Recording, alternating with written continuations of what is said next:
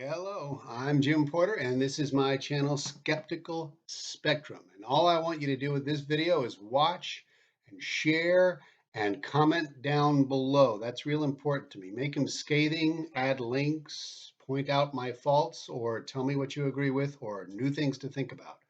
My presentation today is in response to statements of Ron DeSantis quoted in an article in the July 3rd, 2022 issue of Gainesville Sun entitled Judges Block a 15-week abortion ban to allow clinic to resume services. I have links for the other articles I mentioned, but I don't have a link for that. I read it in the actual newspapers. So anyway, Ron DeSantis speaks publicly sometimes, apparently on the assumption that listeners will take his medical claims as facts instead of looking things up for themselves. I believe that you are capable of reading scientific articles and abstracts, so I've provided references to a couple in this presentation.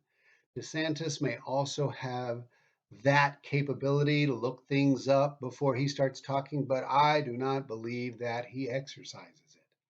My thesis for this presentation is that Ron DeSantis is an example of a common politician in that he will use unresearched claims and pseudoscience to convince you to back his agenda and vote for him. And that's what it's all about. This video specifically refers to recent statements he's made about abortion in that article I mentioned from the Gainesville Sun. My framework for analyzing the truth and applicability of his claims about abortion is that the goal of all rulemaking is to improve joy and pleasure and decrease suffering of all creatures. This may sound a lot like the utilitarian point of view, but it's a very mushy, complex version of the utilitarian point of view. Let's start right away with his claims on fetal pain. DeSantis asserts that the fetus at 15 weeks feels pain, though this may not be true. Doctors generally agree that a fetus 20 weeks or younger jerk away from a pinprick, but this reflex is not managed by the same neurology that registers the experience of pain. You may have noticed jerking your hand away from, say, a hot stove before you even notice the pain. Then you see the pain come at you after you've already jerked it away. That's because the jerk away impulse is quicker than the arrival of the feeling of the pain. And this is good because it's the jerking away that protects your hand in the moment. The pain response acts to make you more careful in the future, like getting a little spank from your mommy or daddy. Your body spanks itself by creating a pain in the hand. I recommend going to scholar.google.com and typing fetal pain. I believe you will see that there is not enough evidence to conclude that a fetus can feel pain prior to, say, 25 to 28 weeks of gestation. Now, even when the fetus becomes able to feel pain, that may or may not indicate that a fetus should not be aborted.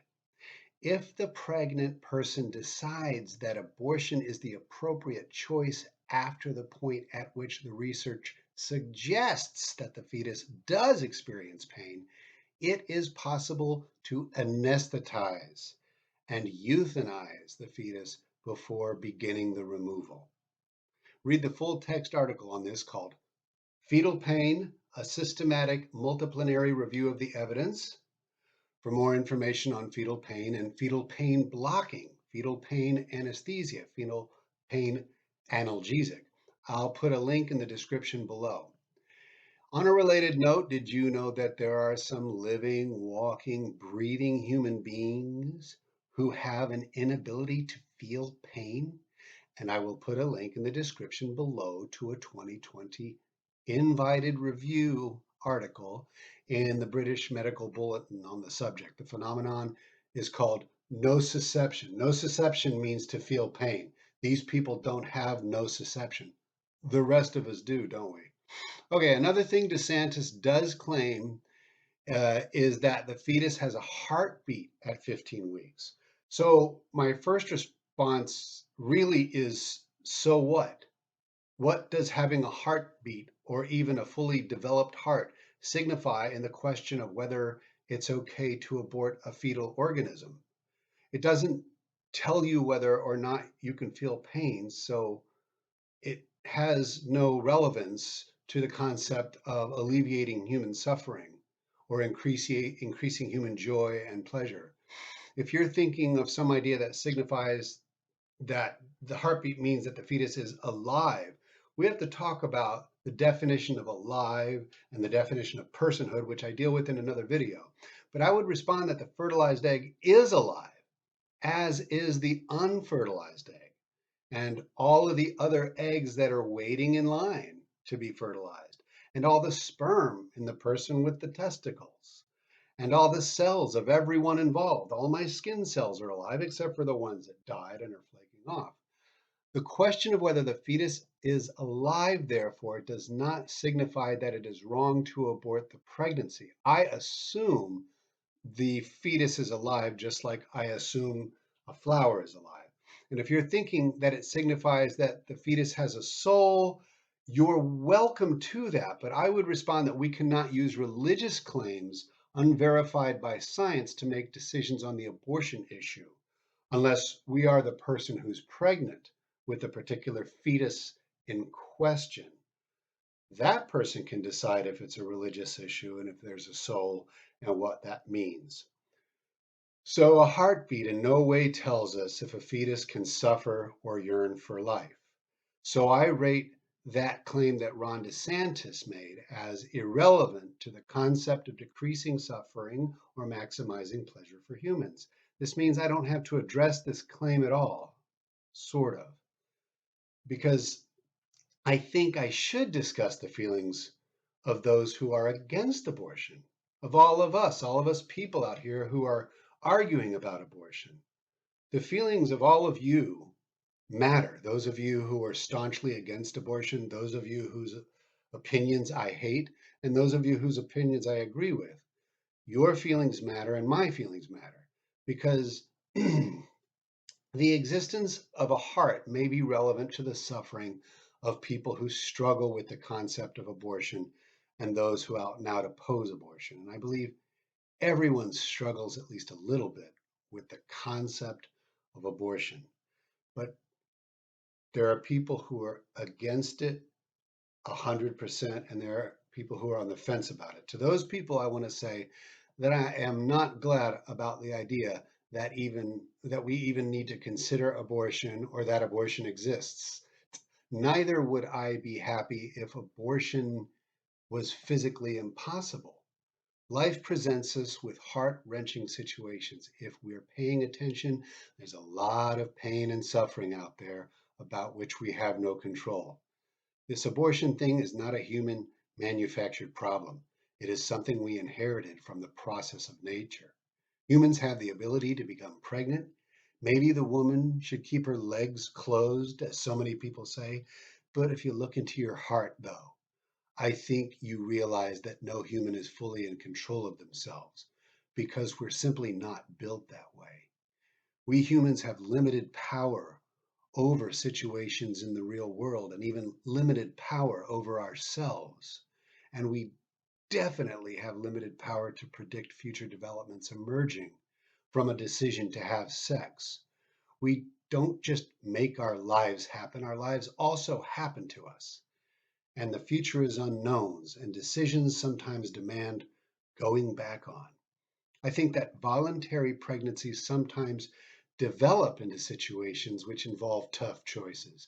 In these situations, everyone who is aware of the list of imperfect choices feels some pain or discomfort or suffering. We want to decrease our pain and the pain of others, so we react by shouting out solutions.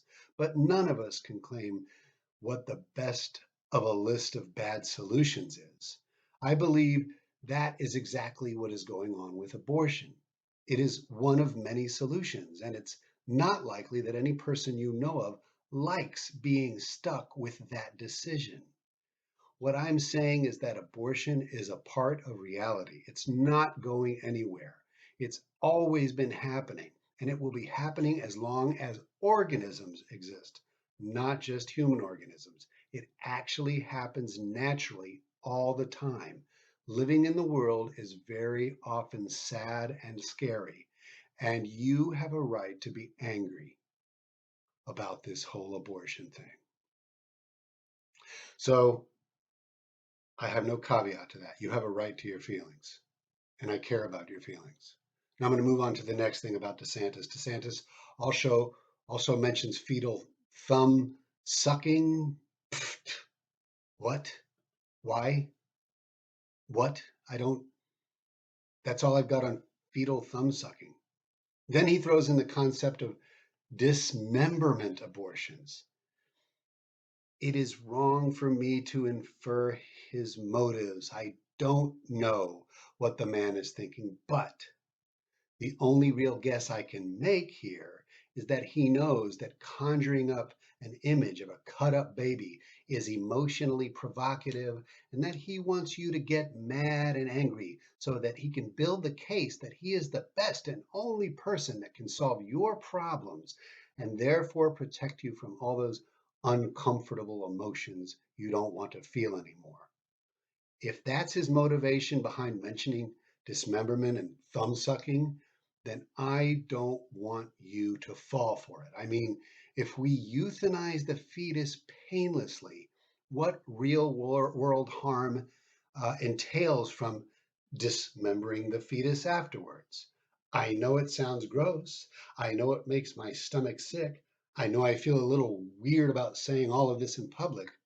But again, none of this is necessarily pleasant, but we cannot assume with any certainty that the euthanized fetus is harmed by the dismemberment process after it's already dead.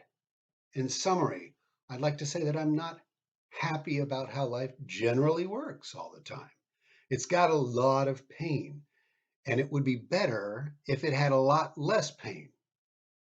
We humans are capable of creating a less painful world, but sometimes we let our emotions and beliefs and impulses cause us to soothe our suffering by creating much greater suffering for others. Trying to dictate to a pregnant person whether or not to have an abortion is one of the ways we create more pain in the world. And finally, I believe that Ron DeSantis, this is my thesis rounding up into a summary. I believe that Ron DeSantis is trying to use your pain to get more votes by offering easy sounding, obvious sounding solutions to get your vote.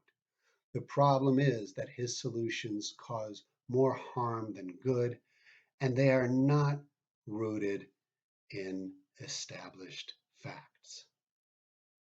Thank you very much. Please look for the links below to the two articles I mentioned. Look up articles on Google Scholar and comment on what I've said here. Thank you very much.